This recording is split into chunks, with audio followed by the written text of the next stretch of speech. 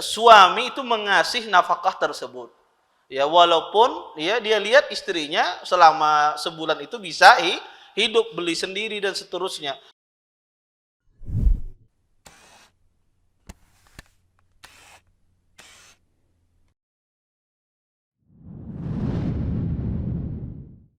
Ya, Assalamualaikum warahmatullahi wabarakatuh. Innal hamdalillah nahmaduhu wa nasta'inuhu wa nastaghfiruh wa na'udzu billahi min shururi anfusina wa min sayyiati a'malina. May yahdihillahu fala mudilla lahu wa may yudlil fala hadiya lahu. Asyhadu an la ilaha illallah wahdahu la syarika lah wa asyhadu anna Muhammadan abduhu wa rasuluh. Allahumma inna nas'aluka ilman nafi'an wa rizqan thayyiban wa amalan mutaqabbala. Bapak-bapak, ibu-ibu, ikhwan dan akhwat yang senantiasa dimuliakan oleh Allah Subhanahu wa taala.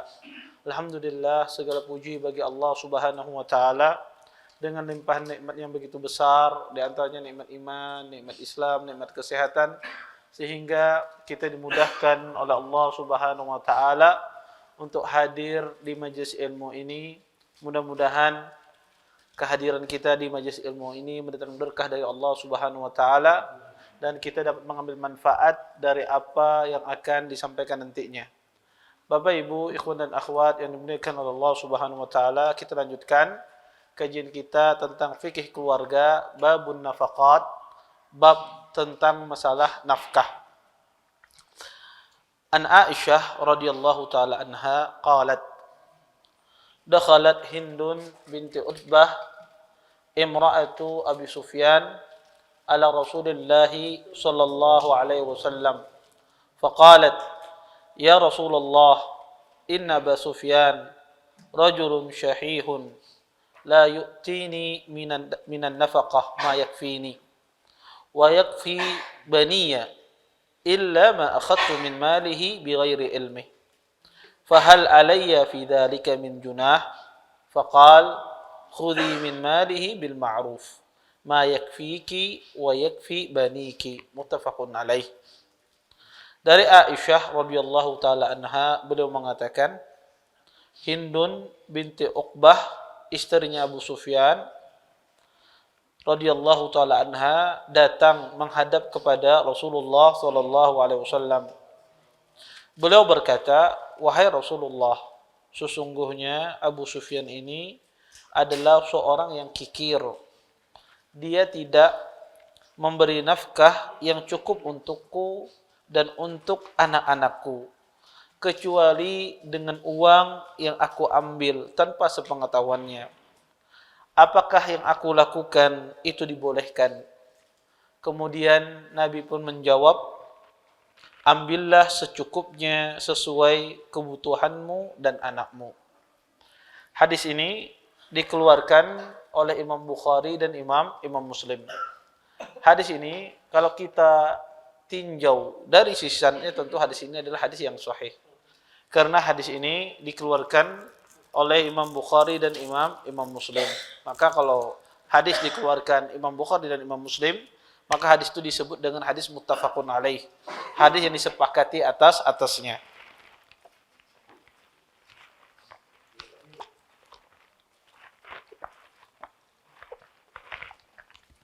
Baik. Bapak, Ibu, ikhwan dan akhwat yang dimuliakan oleh Allah Subhanahu wa taala, hadis ini dibawakan oleh Hafidz Ibnu Hajar di dalam kitab Babu An-Nafaqat. Bab An-Nafaqah. Sebab seseorang itu dia memberi nafkah kepada orang lain itu disebabkan dengan 3 sebab. Pertama, karena adanya hubungan nasab. Seperti seorang ayah memberikan nafkah kepada anak-anaknya. Seorang saudara memberikan nafkah kepada saudaranya. Karena ada hubungan nasab. Sebab orang memberikan nafkah. Yang kedua, sebab nafkah itu karena ada hubungan pernikahan. Seorang suami memberikan nafkah kepada istrinya. Dan yang ketiga, sebab nafkah itu bisa disebabkan karena dia memiliki budak. orang yang memiliki budak wajib juga dia memberikan nafkah kepada budaknya. Maka ini 3 sebab kenapa seseorang itu diwajibkan dia memberikan nafkah. Kalau tidak karena pernikahan, atau karena nasab, atau karena dia memiliki budak. Hafidz Ibnu Hajar di sini membawakan beberapa hadis tentang wajibnya nafkah ini ya kepada orang yang diwajibkan atas kita. Di sini beliau memulai dengan hadis Aisyah. Di sini dijelaskan ada seorang sahabiyah yaitu Hindun binti Utbah. Ya, Hindun binti Utbah istrinya Abi Sufyan. Beliau mengeluh kepada Nabi SAW perihal suami beliau Abu Sufyan. Bahwasanya Abu Sufyan ini kata beliau rajulun syahih. Orang yang syahih bakhil. Syahih itu adalah orang yang menahan hartanya ya untuk diberikan kepada sesuatu yang ma'ruf. Itu syahih. Dan syahih itu adalah ya perbedaan syahih dengan bakhil. Kalau bakhil itu adalah menyuruh orang untuk tidak bersedekah. Jadi bakhil dia mencegah orang untuk berbuat baik, itu bakhil. Ini orang mau bersedekah, jangan enggak usah bersedekah. Asal anak pian aja duit itu. Ini bakhil namanya. Dia mencegah orang berbuat baik.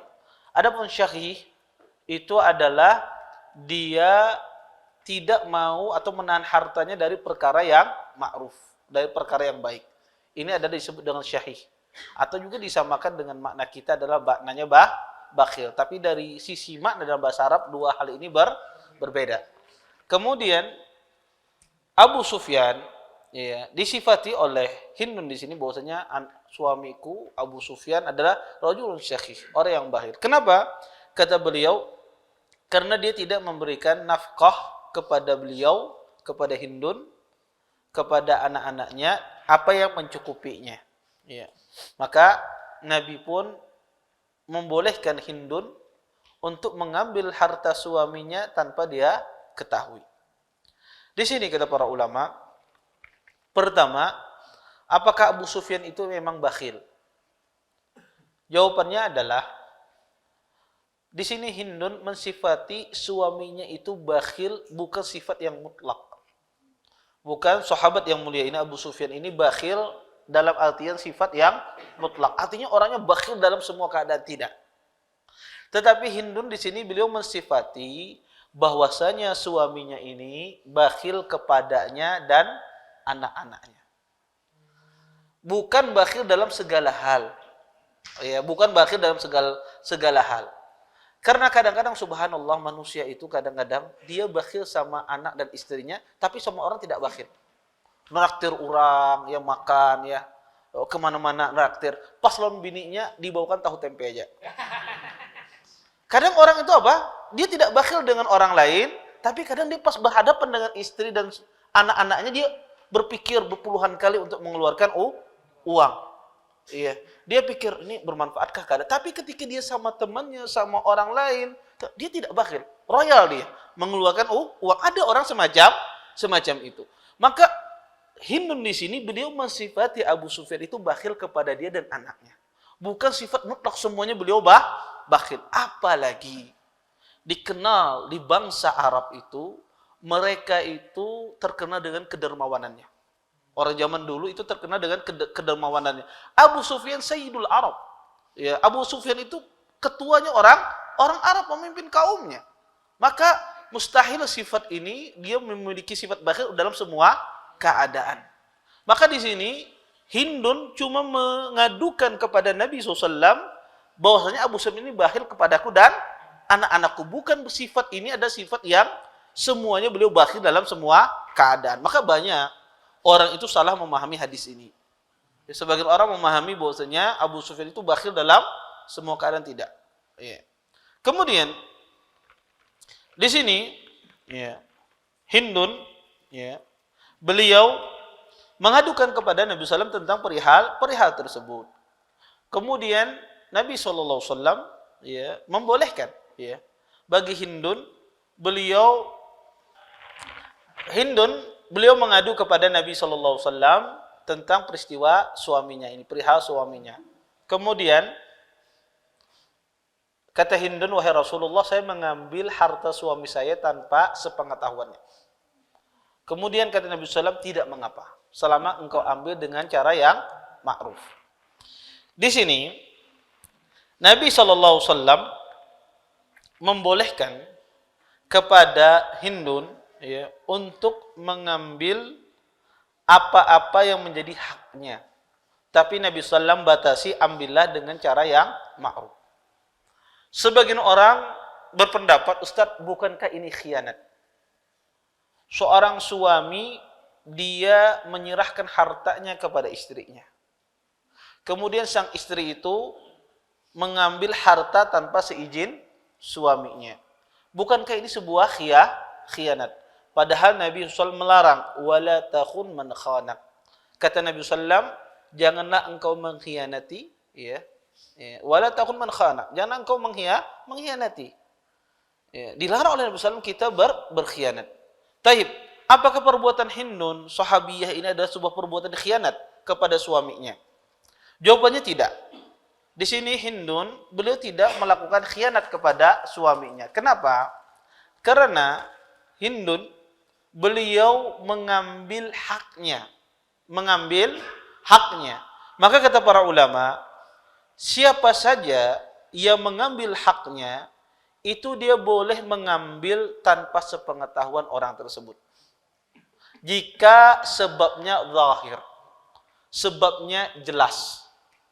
Kalau sebabnya tidak jelas, maka tidak boleh. Contoh, di sini peristiwa Hindun ini sebabnya jelas. Beliau mengambil harta suaminya, sebabnya jelas karena beliau adalah istrinya. Maka jelas sebab pernikahan. Tapi kalau sebab tidak jelas, seperti seseorang berbisnis dengan orang lain, kemudian dia ditipu. Dia ditipu oleh temannya atau teman kerjanya. Kemudian dia ini tahu bahwasanya ini punya harta di sana. Akhirnya dia ambil tanpa sepengetahuannya. Boleh apa tidak? Maka tidak boleh. Ya, tidak boleh orang melakukan demikian. Kenapa? Karena akan terjadi kekacauan. Setiap orang nanti akan mengambil harta orang lain. Wah, ikan bahari ada utang sama aku. Mana weh apa? Kada tahu, pokoknya ada lah. Maka akan terjadi kekacauan. Terus siapa yang boleh mengambil harta semacam ini adalah seorang hakim. Seorang hakimlah yang boleh mengambil harta orang tersebut. Adapun orang pribadi mengambil, maka ini tidak boleh. Maka akan terjadi kekacauan di mana-mana. Maka kata para ulama, kalau sebabnya tidak zahir, tidak boleh. Atau seperti seorang anak mengambil harta ayahnya. Ketika sang ayah tersebut tidak memberikan nafkah kepada anaknya. Boleh tidak? Boleh. Tentunya dia mengambil yang ma'ruf. Karena jelas hubungannya ada seorang nasab. Adapun hubungannya rekan bisnis dan semisalnya, maka yang tidak dibenarkan di dalam syariat kita mengambil harta orang tersebut tanpa sepengetahuannya. Kemudian di dalam hadis ini, ya, hadis ini sebetulnya hadis yang sangat agung sekali. Hadis ini berbicara tentang masalah nafkah. Nafkah seorang suami kepada anak-anaknya. Para ulama mengatakan bahwasanya seorang suami wajib dia memberikan nafkah kepada kepada istrinya, kepada anak-anaknya, maka wajib seorang suami memberikan nafkah tersebut. Tetapi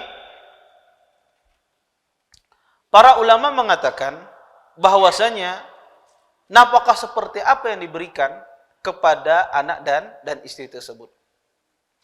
Ahlul ilm menjelaskan bahwasanya nafkah yang diberikan adalah nafkah sesuai dengan urufnya di masyarakat tersebut. Maka nafkah yang diberikan kepada anak, kepada istri oleh seorang suami adalah nafkah yang diberikan sesuai dengan urufnya di masyarakat tersebut. Taib. Ustadz, urufnya seperti apa? urufnya adalah dilihat keadaan masyarakat di tempat dia tinggal, bagaimana orang itu memberikan nafkah. Taib. Bagaimana kalau seandainya istrinya adalah orang kaya, suaminya adalah orang yang fakir, tidak memiliki uang? Apakah dia memberikan nafkah seperti adat istrinya, karena dia hidupnya kaya, harus belikan barang branded dan semisalnya?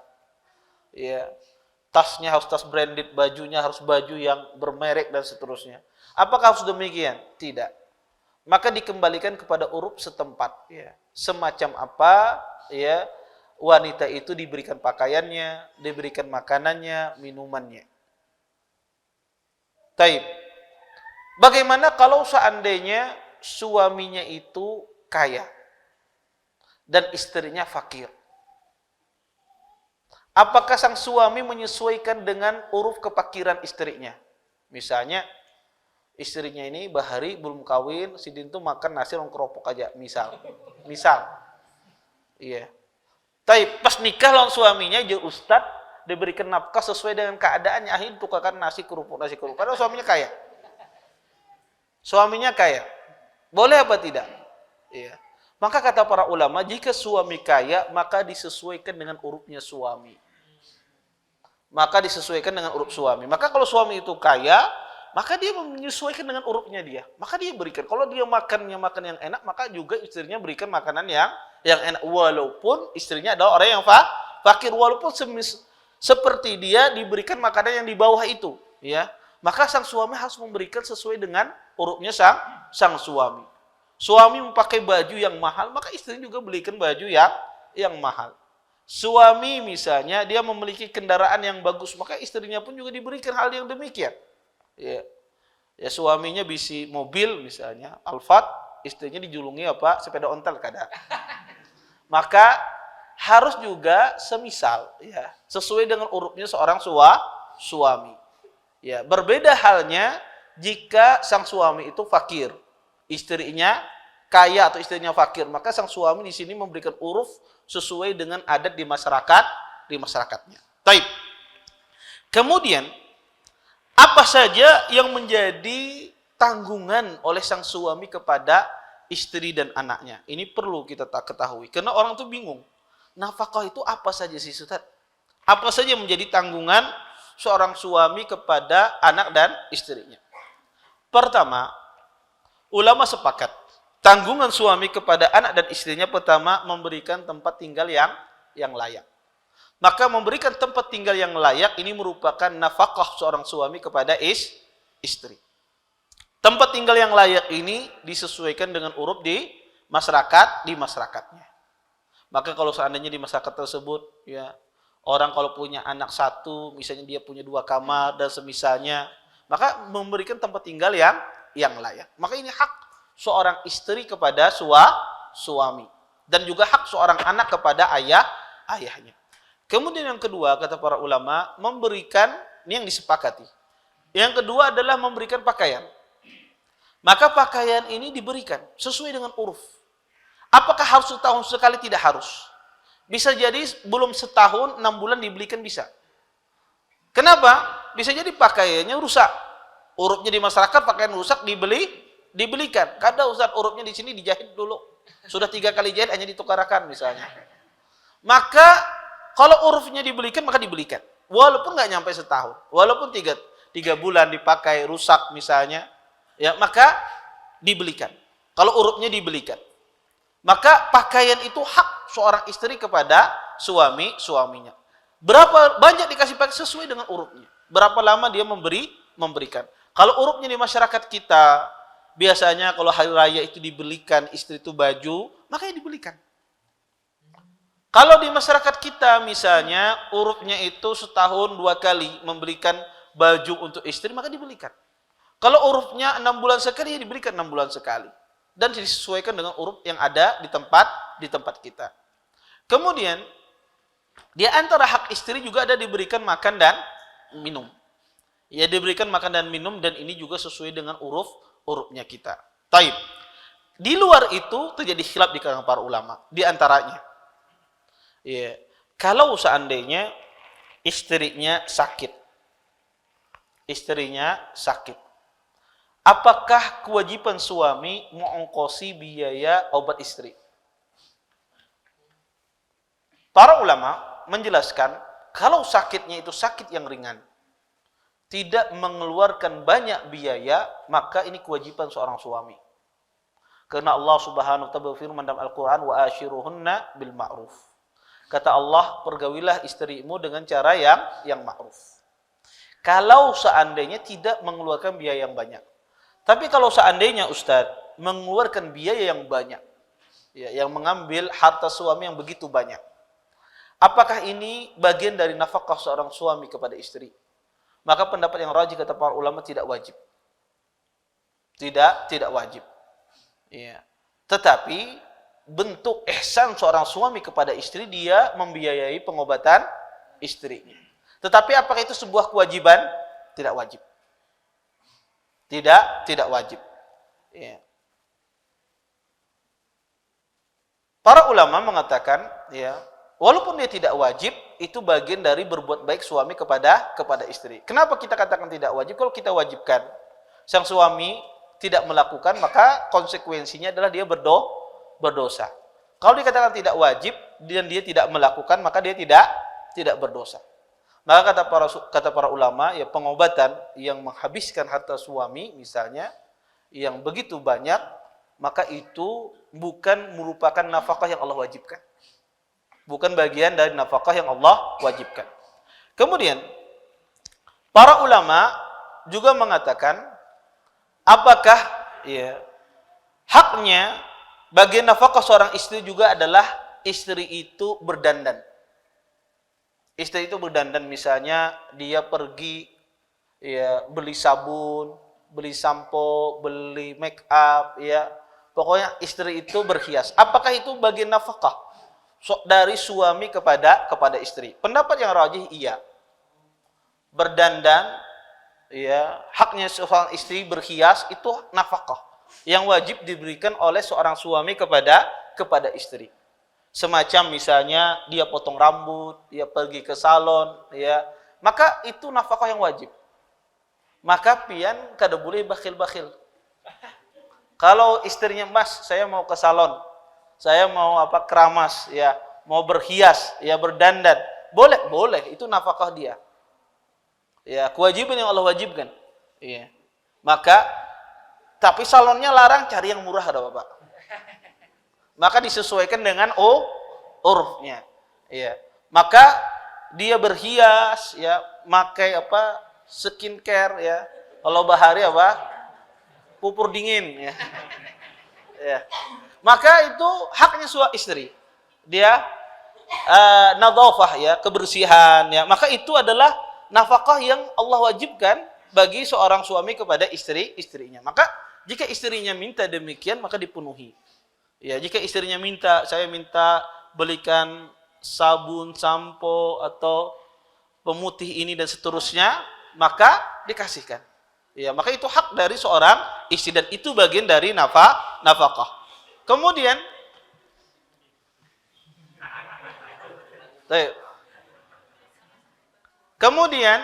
dari hak seorang istri juga, kalau seandainya istri itu safar, dia safar, kemudian safarnya ini bukan karena hajah untuk suaminya, tapi mungkin untuk maslahat dia, atau tidak ada maslahat untuk suaminya, maslahat keluarga sang istri. Contoh misalnya, sang istri izin kepada suaminya, Mas, saya mau balik kampung.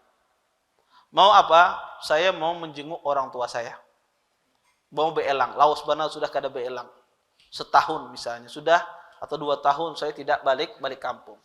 Kemudian diizinkan oleh suaminya. Taib. Uang safarnya itu kewajiban siapa? Kewajiban suamikah memberikan nafkah uang safar tersebut? Ataukah tidak? Terjadi khilaf di kalangan para ulama tentang masalah ini. Apakah nafkah itu adalah kewajiban suami? Karena istri ini safar bukan hajatnya untuk suami. Tetapi masalahnya untuk istri, bukan kembali kepada suami. Dan kita tahu, suami kenapa dia memberikan nafkah? Karena ada timbal baliknya, yaitu suami memiliki hak istimta bersenang dengan istrinya.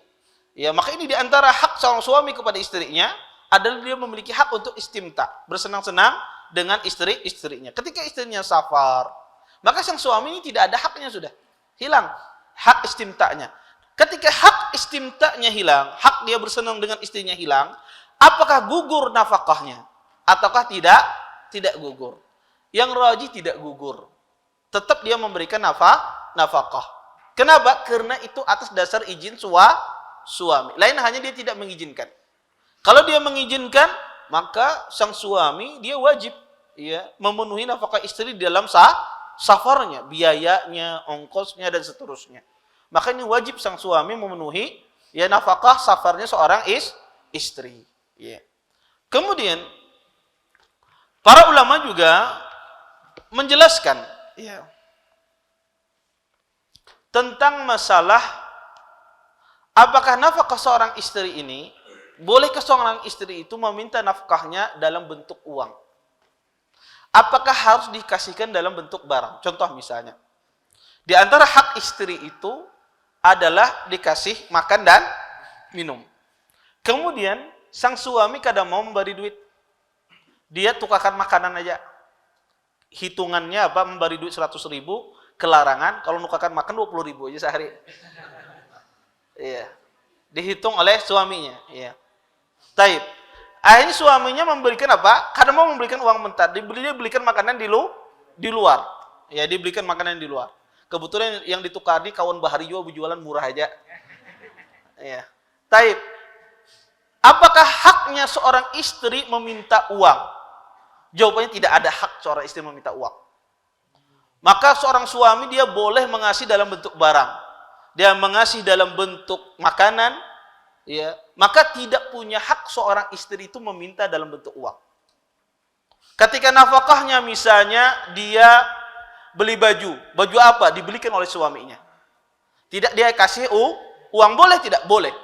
Tidak ada kewajiban seorang suami mengasihnya dalam bentuk uang, kecuali dalam satu keadaan. Kecuali dalam satu keadaan ketika terjadi perselisihan.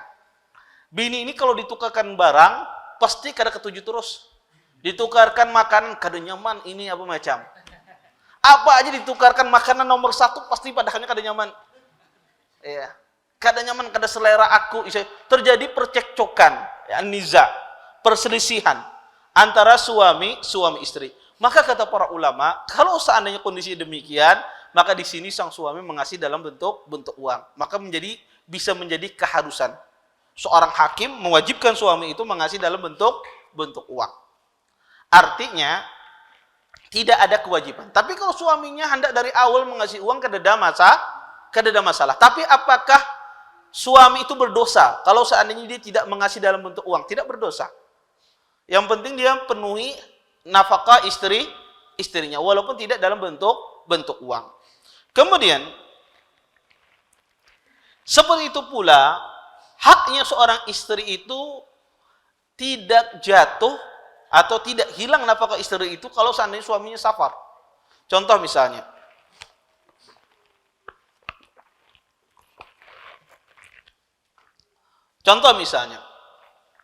suaminya izin safar kepada istrinya, saya mau pergi nih selama 1 minggu. Akhirnya diberikan uang, ditinggali uang dalam 1 minggu. Bini ditinggali uang, safar lakinya. Qadarullah ternyata lebih dari seminggu.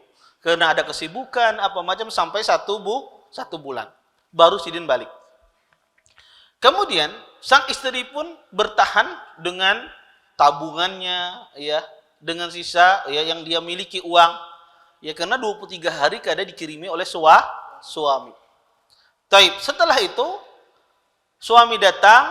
Taib. Apakah suami ini wajib mengganti 23 hari tersebut ataukah tidak wajib? Karena dia lihat istrinya kan apa-apa, baik-baik aja, datang senyum, kada masalah, kada ada cemberut dan apa macam.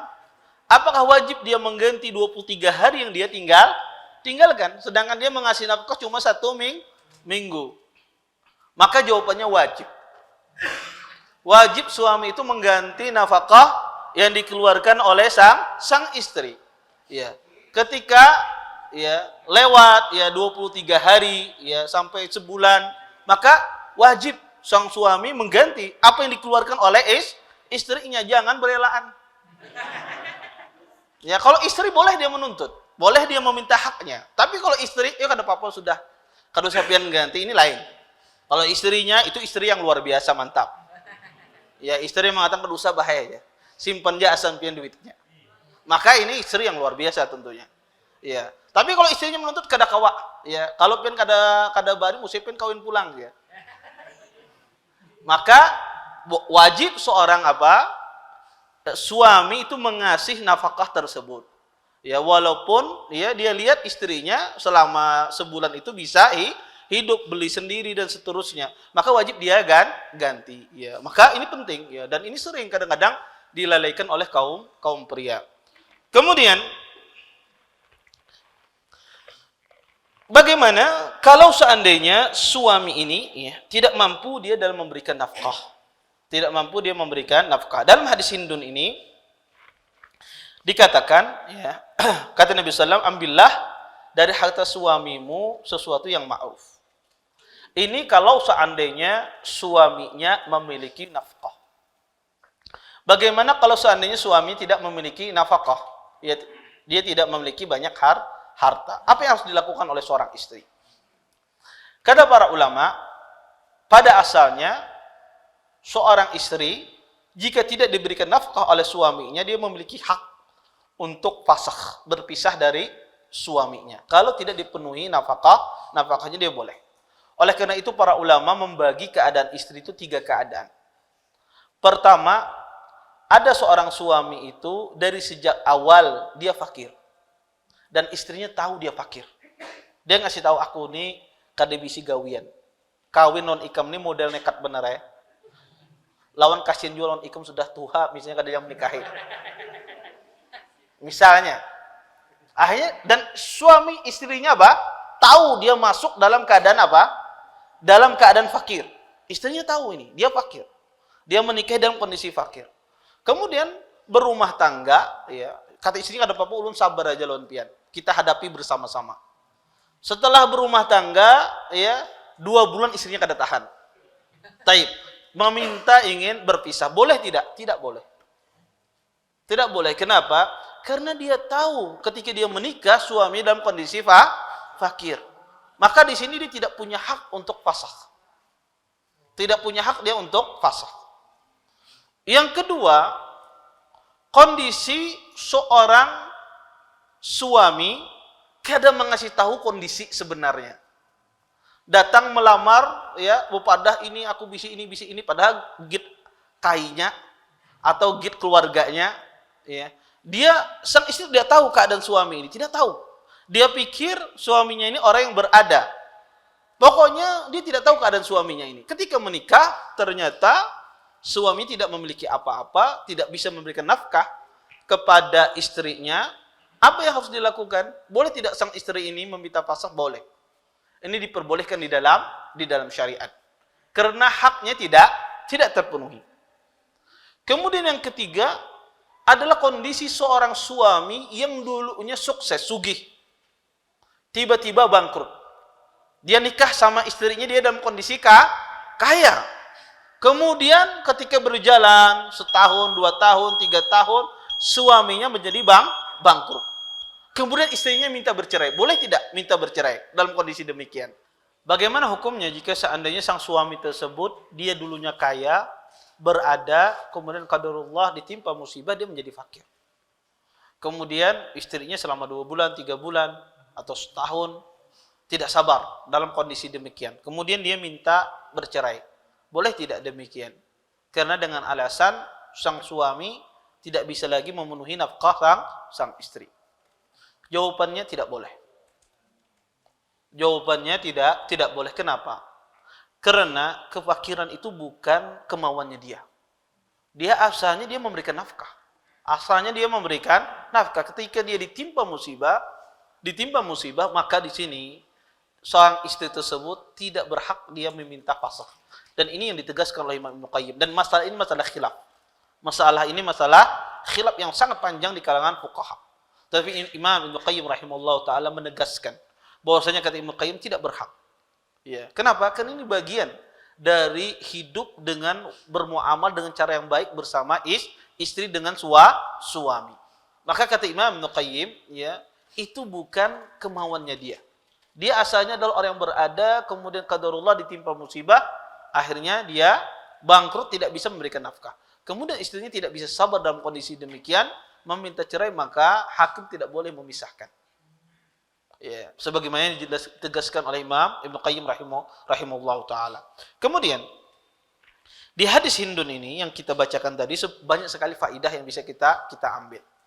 Faidah yang pertama dari hadis Hindun ini, kisah Hindun mencuri atau mengambil uangnya Abi Sufyan tanpa izin beliau, ini banyak faedahnya. Pertama, perkataan Nabi SAW, khudhi min malih bil ma'ruf ma yakfiki wa yakfi baniki. Ambillah secukupnya sesuai dengan kebutuhanmu dan anakmu. Para ulama mengatakan kata anak di sini tidak hanya mencakup anak langsung, bisa mencakup juga cucu dan keturunannya. Maka di antara nanti kita akan pelajari siapa saja yang wajib kita berikan nafkah. Di antara kewajiban memberikan nafkah itu adalah seorang ayah memberikan nafkah kepada anaknya.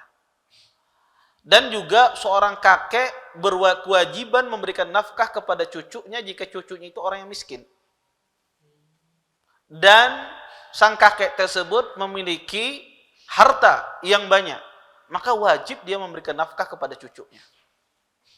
Maka kata bani, kata para ulama, tidak hanya mencakup anak, tetapi terus di bawahnya, cucu dan keturunannya. Kemudian, para ulama menjelaskan bahwasanya seorang ayah itu wajib dia memberikan nafkah kepada anaknya, baik itu anak laki-laki ataukah anak perempuan. Dan ulama sepakat kalau sebelum balik itu wajib diberikan nafkah. Terus kalau setelah balik gimana Ustaz? Selama anak itu masih miskin, dia sudah balik, bisa bercari, tapi kada paham-paham. Ya, berjualan kada sing payu-payuan. Ya, berbisnis terlalu bangkrut dimodali abahnya. Tetap dia menjadi fakir dan dia sudah balik, ya, maka kewajiban ini tidak gugur dari seorang ayah. Selama anak itu masih fakir, walaupun dia sudah balik, mampu berusaha tapi dia fakir. Dan ayahnya adalah orang yang kaya, maka tidak gugur kewajiban ini. Kewajiban ini tidak gugur. Terus dia memberikan nafkah kepada anak-anaknya. Kemudian kata para ulama, terus bagaimana dengan anak perempuan? Anak perempuan juga wajib seorang ayah memberikan nafkah sampai dia menikah. Sampai dia menikah, maka wajib sang ayah memberikan nafkah. Kalau seandainya dia sudah balik, sudah berusaha, kemudian juga masih fakir, maka wajib sang ayah memberikan nafkah. Maka itu dianggap wanita yang balik, tidak memiliki uang, sudah dewasa, fakir, dia seperti wanita anak kecil, masih anak kecil. Maka ini wajib sang ayah memberikan nafkahnya. Tetapi jika wanita itu sudah menikah, maka kewajiban sang ayah ini gugur. Maka itu berpindah kewajiban itu kepada suaminya. Maka suaminya lah yang memberikan nafkah. Kemudian di dalam hadis ini Nabi SAW menyuruh Hindun mengambil yang ma'ruf sesuai dengan kebutuhannya. Mafhum dari hadis ini tidak boleh mengambil melebihi dari kebutuhannya. Maka jika ada seorang istri, dia tidak diberi nafkah oleh suaminya, kemudian dia mengambil melebihi kebutuhannya, maka ini tidak boleh. Dan ini berdosa. Ya. Kalau kebutuhannya misalnya sehari itu 300.000 atau 200.000 misalnya, kemudian dia ambil 500.000 uang suaminya, maka ini tidak boleh.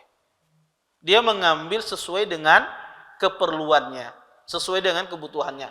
Ustadz, kebutuhannya larang misalnya, kebutuhannya ganal.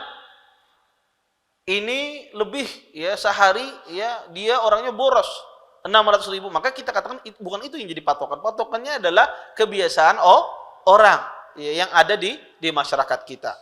Kemudian di dalam hadis ini Hindun ketika menceritakan kepada Nabi SAW perihal sahabat yang mulia Abu Sufyan, bahwasanya beliau rajulun sahih, orang yang bakhil, maka di sini bukan artinya menggibah, tidak.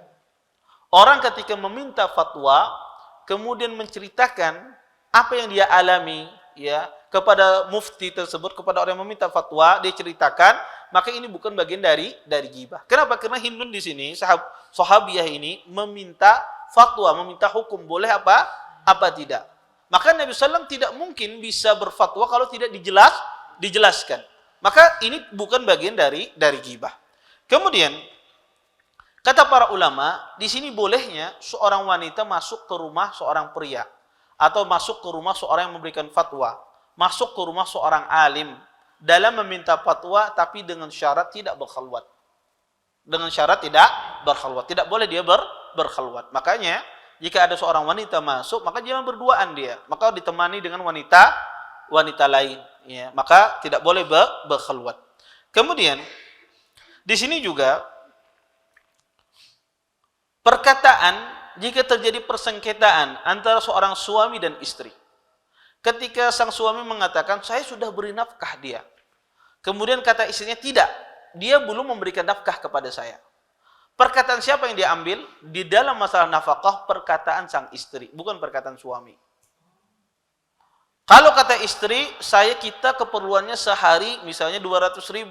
Kata suami, kada, keperluan kita sehari cuma 50.000 aja.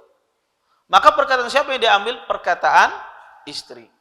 Di sini Nabi SAW mengambil perkataan Hindun tanpa beliau murajaah tanpa beliau kembali kepada Abu Sufyan. Maka kata para ulama, jika terjadi persengketaan antara suami dan istri dalam masalah nafkah, perkataan yang diambil adalah perkataan sang istri, bukan perkataan suami. Karena ini berkaitan dengan haknya. Kemudian faedah yang berikutnya dari hadis ini adalah, di sini menjelaskan suara wanita itu bukan aurat. Di sini Hindun, sahabiah yang mulia ini bertanya kepada Nabi sallallahu alaihi wasallam. Ya, maka suara wanita bukan aurat. Maka boleh wanita itu bertanya dengan suaranya, tapi dengan syarat, ya, dia tidak melembut-lembutkan suaranya, berbicara secara normal. Maka suara wanita bukan aurat, maka boleh dia ketika dia ada hajah, ada keperluan berbicara, ya, kepada seorang yang memberikan fatwa atau bertanya tentang perkara agama atau bertanya tentang sesuatu yang dia butuhkan, maka itu diperbolehkan selama aman dari fitnah dan suaranya tidak didayu-dayukan, dia berbicara secara normal, maka ini tidak mengapa dan tidak berdosa. Wallahu taala alam. Mungkin ini bisa yang saya sampaikan, mudah-mudahan bermanfaat. Kalau ada pertanyaan silahkan. Ya.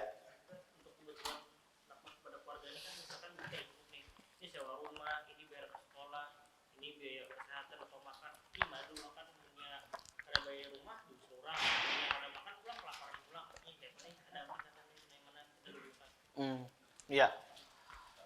Ya, jazakumullah khair atas pertanyaannya. Apa yang didahulukan antara makan dengan tempat tinggal? Yang jelas didahulukan makan. Kalau kada makan, kada komentar tempat tinggal. Iya. Maka skala yang pertama itu jelas, ya. Tapi tidak ada aturannya dalam syariat apa yang didahulukan. Maka itu menjadikan kewajiban seorang suami. Tetapi secara logika orang pasti mendahulukan makan. Ya. Kalau tempat tinggal itu bisa dicari belakangan. Ya.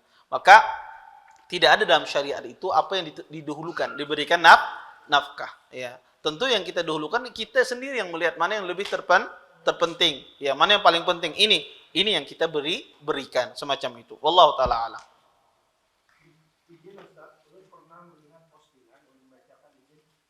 Wahai para suami, tahukah kamu ternyata nafkah istri dan uang belanja adalah dua hal yang berbeda.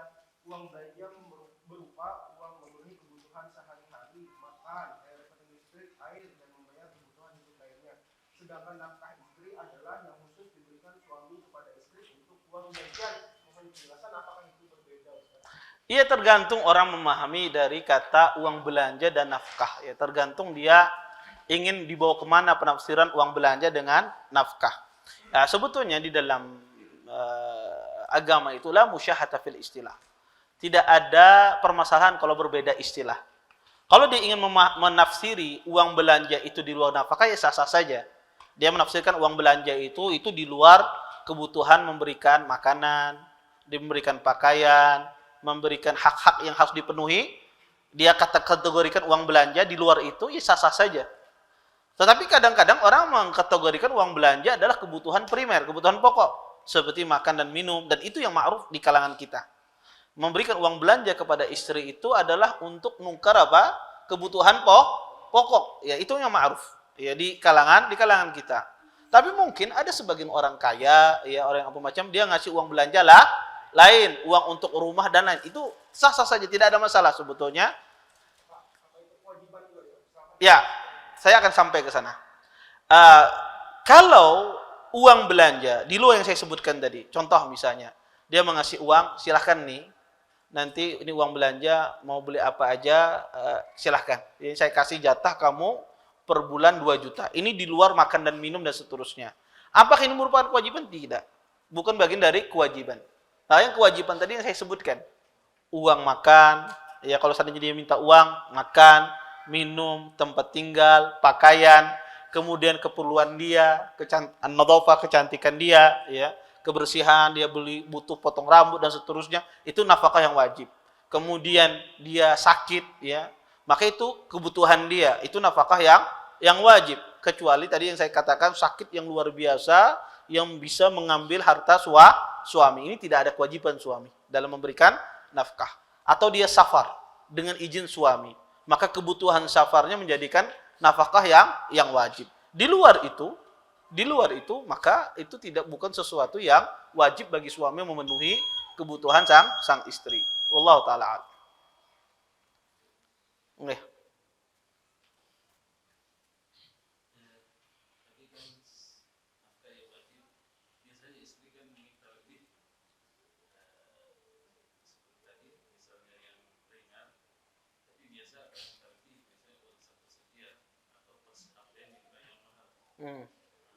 Fakta yang banyak. Biasa para istri itu menghajar suaminya. Kalau tidak dipenuhi, ya sehingga suaminya banyak berhutang di korporasi di mana. Ini tidak saling. Ya. Ini banyak di kalangan seperti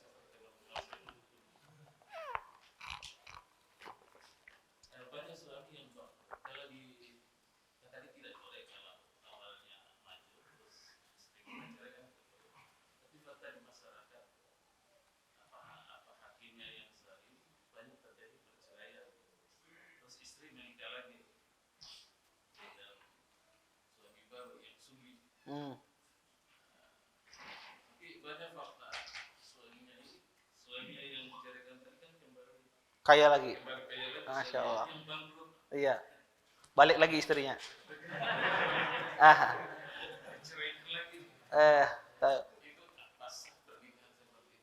Iya. Pertama, tentang masalah istri minta lebih dari kebutuhannya, apakah wajib sang suami memenuhi? Tidak wajib. Tidak wajib. Tapi apakah dia boleh penuh? Silahkan. Kalau Anda bisa memenuhi, penuhi. Ya, karena itu bagian dari muasyarah bil ma'ruf. Wa asyiruna bil ma'ruf. Dan Anda dapat pahala. Anda dapat pahala. Walaupun itu bukan sesuatu yang wajib. Tapi Anda bisa membahagiakan istri Anda. Istri Anda misalnya minta belikan HP. Anda belikan ya Samsung model Bahari yang ada antenanya. Misalnya. Iya. Boleh, itu bukan sebuah kewajiban. Anda memberikan HP itu bukan sebuah kewajiban. Tapi kalau Anda bisa membelikan iPhone model 15 misalnya, keluaran 15, maka belikan. Oh, 14 toh. iPhone 14. Ya. iPhone 14 bisa membelikan, belikan. Tidak ada masalah. Selama itu tidak melalaikan dia dalam mengingat Allah Subhanahu wa taala. Kalau Anda punya kelebihan harta, bahagiakan. Iya. Maka itu kembali kepada keadaan sang suami. Jadi kita membahas ini kada wajib bukan berarti kada dipenuhi. Kalau kita bisa memenuhi, maka itu penuhi, ya. Itu bagian kita bermuasyarah ma'ruf dengan istri kita. Ya. Tetapi seorang istri juga harus melihat keadaan suaminya. Maka jika suaminya itu tidak memiliki banyak keluasaan, ya, tidak memiliki banyak kemudahan, maka dia janganlah meminta melebihi dari apa yang tidak mampu dari suami, ya. Maka mintalah sesuai dengan kemampuan sang sang suami. Suami mampunya bisa memberikan HP yang harganya 1 juta, ya sudah, syukuri itu. Ya. Dia tidak bisa, mungkin nanti dengan Anda bersyukur, maka Allah mudahkan rezeki suami Anda. Ke depannya dikasih lagi nanti HP yang harganya 5 juta. Ke depannya lagi nanti mungkin sampai yang 20 juta, ya. Mungkin sampai grade 1 nanti HP-nya, ya. Maka ya terus berdoa kepada Allah Subhanahu wa taala. Maka intinya sang istri itu tidak boleh dia meminta melebihi dari kebutuhannya kalau seandainya sang suami tersebut tidak mampu. Ya, tidak mampu. Maka tidak boleh. Ya, sehingga nanti menjadikan sang suami tersebut dia bisa berhutang, mengambil riba dan seterusnya. Maka kita menjumuskan dia ke dalam perkara yang maksiat. Kemudian yang kedua, masalah tentang suami miskin, kemudian suami kaya, kemudian miskin, kemudian istrinya minta cerai. Ini gimana? Banyak terjadi di sini. Pertama, ini masalah khilaf. Sekali lagi saya katakan khilaf. Masalah khilaf di antara para ulama. Kalau ada hakim memutuskan boleh, ya silahkan. Karena itu masalah khilaf. Tetapi yang saya yakini, ya bahwasanya yang rajih tidak boleh, sebagaimana ditegaskan oleh Imam Ibnu Qayyim. Karena taklil, alasan yang dikemukakan oleh Ibnu Qayyim sangat kuat sekali. Ya, alasan dikemukakan oleh Ibnu Qayyim itu sangat kuat sekali. Tetapi kalau seandainya ada hakim yang memutuskan demikian, itu tidak ada masalah. Karena dia melihat pendapat yang lain. Kemudian dia nikah dengan laki-laki yang lain. Kemudian laki-laki itu bangkrut. Laki-laki ini balik lagi kepada suami yang dulu, boleh silahkan. Tidak ada masalah. Kembali kepada lakinya saja, maukah dia menerima lagi apa tidak. Ya, itu tergantung. Kembali kepada laki-laki. Ya. Kalau dia mau menerima kembali, ya ahlan wa sahlan. Ya, maka itu kembali kepada laki-laki tersebut. Wallahu taala alam. Baik.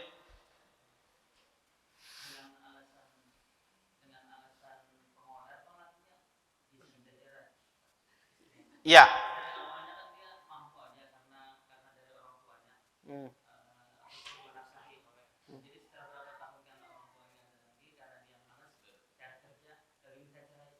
Lakinya masih berduit lah kada lagi. Oh. Ya karena ada orang pengoleh tapi berduit ijanya. Kawan memberikan nafkah, ya. Ada orang, ya. Iya, dia kada begawi, kada apa, jaga duit datang jaloninya.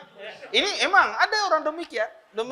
Istrinya minta cerai kada boleh, karena memenuhi nafkah istrinya. Ikan pengoleh jaga duit datang. Iya. Taib. Kalau seandainya suaminya pengoler, kemudian dia tidak bisa memberikan nafkah kepada istrinya, apakah boleh hak sang istri itu minta cerai? Boleh. Karena ini sebab syar'i. Sebab syar'i. Ya, kenapa? Karena kepakiran itu, ketidakenakan itu dikehendaki oleh suami. Ya, kenapa? Karena dia mampu untuk berusaha tapi dia tidak mau. Dia bisa mencari rezeki tapi dia tidak mau. Itu dikehendaki, bukan di luar kehendaknya. Maka boleh sang istri meminta cerai dalam kondisi demikian. Karena haknya tidak terpenuhi. Wallahu taala alam. Taib, ada lagi yang lain? Kalau misalnya suaminya masih nafkah maunya dengan duit dan untuk makan misalnya. Terus yang istrinya itu maunya yang jadi yang sudah masak. Dia kada mau menerima dari si istrinya, ada menerima duitnya karena menerima jadi terus diterima aja tapi ada mau masak. Iya. Pertama, haknya suami dalam menentukan, dalam memberikan. Jadi bukan haknya istri yang mengatur. Saya mau mentahnya aja. Saya yang mau yang masaknya. Haknya suami. Hak suami kalau mengasih uang. Kalau ngasih dalam bentuk makanan. Jadi yang menentukan itu suami, bukan istri. Kecuali tadi dalam kondisi niza, persengketaan, istri yang minta bentuknya uang. Tapi ini kan kebalikannya. Kebalikannya sang istri kenapa? Istrinya kadang hendak mau bermasak. Hendak nyaman aja kan, istilahnya macam itu. Apakah boleh demikian? Maka kembali kepada suami. Kalau suaminya pengen istrinya memasak, maka istri harus memasak. Karena ini bagian dari uruf. Ya, bukan, sebagian orang juga kadang salah paham. Itu bukan kewajiban istri itu memasaki suami. Tidak, itu bagian dari kewajiban istri memasaki suami, menyiapkan masakannya, menyiapkan bajunya. Itu kewajiban seorang istri, disetrikakan bajunya, ya. Kewajiban seorang istri. Kenapa? Ini bagian dari muamalah bil ma'ruf. Allah memerintahkan, ya, bagi istri juga bermuamalah dengan ma'ruf dengan suaminya. Ya, suaminya datang berangkat kelaparan, ini enggak ma'ruf. Ya. Ada beras, ada lauk pauknya tidak dimasak. Maka ini bukan bagian dari ini tidak ma'ruf. Kecuali dia ada udzur syar'i, sakit. atau misalnya sibuk mengurus anak banyak, kemudian tidak sempat memasakkan atau masaknya seadanya karena ada anak banyak, maka ini udzur yang syar'i. Tapi kalau tidak ada udzur syar'i karena bininya pengoleh dan seterusnya, maka tidak boleh. Ya tidak boleh. Jadi yang mengatur itu adalah suami, bukan istri. Aku hendak berikan duit, iya. Kecuali sang istri minta misalnya dibelikan bahan pokoknya, maka ini wajib suami membelikan. Tidak boleh suami menyuruh istri misalnya, ikam aja nukar di pasar. Itu hak suami membelikan bahan pokok dan semisalnya. Suami yang mendatangkan. Ya. Kalau seandainya istrinya tidak mau, dia berhak. Jadi misalnya, nih dikasih uang, nanti nukar baras. Aku ada hendak nukar baras, pian aja nukar baras. Wajib suami nukarkan barasnya. Aku kada hendak nukar sayur, pian aja nukar sayur. Wajib suami nukarkan sayurnya. Kalau istrinya tidak mau, karena karena urupnya wanita dia tidak keluar rumahnya. Urupnya wanita itu dia tinggal di dalam rumahnya. Makanya keluar rumah itu adalah laki-laki. Maka mendatangkan kebutuhan pokok kalau seandainya sang istri nggak mau, suami yang harus datangkan. Baik itu sayur, baik apa. Tetapi subhanallah sekarang ini nyaman di HP ini pesan di Indomaret, Alfamart, buah apa aja datang, sayur apa aja datang. Kalau suaminya pengoleh tinggal pesan aja. Ya. Maka semuanya sekarang ini subhanallah dimudahkan. Tapi kalau kondisinya demikian, istrinya nggak mau beli, maka suami yang mendatangkan. Karena itu kewajiban suami. Kewajiban suami dia keluar membawa barang tersebut. Wallahu taala alam. Baik. Pertanyaan terakhir ya, insyaallah. Kalau misalkan duit itu diikuti istri, jadi suami yang minta lewat istri itu memang. Baik.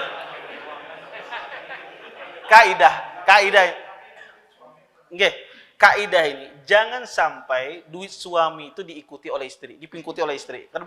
Ya itu kaidah, ya kaidah dalam berumah tangga. Kenapa? Karena yang mengatur keuangan itu adalah suami, bukan istri. Maka jangan sampai uang kita itu dipingkuti oleh istri. Kenapa? Karena nanti Anda memiliki keterbatasan yang begitu banyak. Ya. Sedangkan wanita kadang-kadang dia tidak terkontrol. Wanita itu dia selalu mengandalkan dengan perasaannya. Ya, ada orang melihat uang kasihan apa macam datang diberi duit. Pas suaminya datang minta kena detail dia apa ini dan seterusnya. Sehingga susah keluar. Maka yang memegang uang itu adalah suami. Yang memegang uang itu adalah suami. Maka istri pun nggak usah tahu berapa Anda memiliki uang. Yang penting dia butuh Anda kasih. Ya. Maka karena Anda nanti akan memiliki keterbatasan yang sangat banyak. Ya. Ketika Anda mungkin ada orang tua Anda, ingin Anda bantu dan seterusnya. Nanti istri itu dia bisa iri dia. Kenapa orang tua ikam aja orang tua aku kada dibantu? Padahal bukan kewajiban sang suami membantu orang tua istri. Ya. Maka nanti akan memiliki keterbatasan, akan terlalaikan maslahat yang begitu banyak. Maka kalau bisa diambil duitnya, diambil sekarang. Maka ya kita yang mengatur keuangan bukan istri. Wallahu taala alam. Kita tutup dengan doa kafaaratul majelis. Subhanakallahumma bihamdika asyhadu an la ilaha illa anta astaghfiruka wa atubu ilaik. Assalamualaikum warahmatullahi wabarakatuh. Terima kasih. Jazakumullahu khairan wa barakallahu fikum. Video ini dibuat atas partisipasi dari donasi Anda. Semoga menjadi amal jariah bagi Anda semuanya.